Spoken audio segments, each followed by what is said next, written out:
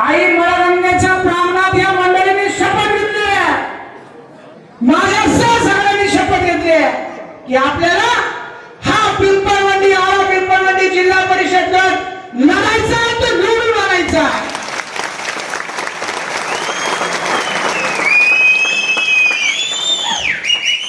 आज मला वाणी साहेब तो दिवस आठवतो याच प्रांगणामधला 2014 ला एक इंजिन आलं तर एवढं सुसाट पळालं आणि त्याच्या विजयाची ज्या वेळेची मिरवणूक झाली आणि ती विजयाची सभा या प्रांगणात झाली, अशीच गर्दी होती, पाय ठेवायला जागा नव्हता.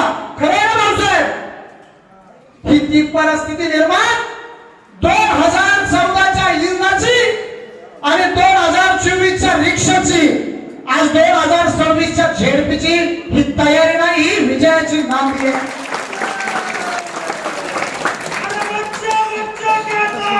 मयूर होऊ सच्चा है,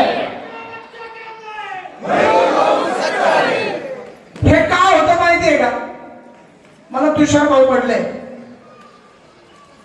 की मयूर भाऊ तुम्ही माघार घेऊ नका, आमच्या अडचणी होती विकासाच्या दृष्टीने. त्यांचं बरोबर आहे, ते लोकप्रतिनिधी लोकांचा विचारच करायचा असतो. पण मला असं सांगायचं तुषार भाऊ, व्यापार व्यवसाय करत असताना, आपल्या स्वतःची घर गृहस्थी चालवत असताना, समाज व्यवस्थेचं राजकारणाचं ज्या वेळेला आपण डोकं हातात घेऊन काम करत असतो, त्यावेळेला वैयक्तिक कुटुंबांना मदती कोणी करताय का? तर नक्की करताय. तुमच्या पूजेला मयूर आला नसेल, इथून मागे तुमच्या वाढदिवसाला मयूरने फोन केला नसेल, नाही इथून मागे तुमच्या कुठल्याही एखाद्या सुखाच्या कार्यक्रमात आनंदाच्या जल्लोषात तुम्हाला मयूर दिसला नसेल, पण मी छातीवर हात ठेवून सांगतो, छत्रपतीची शपथ घेऊन, की ज्या तरुणाला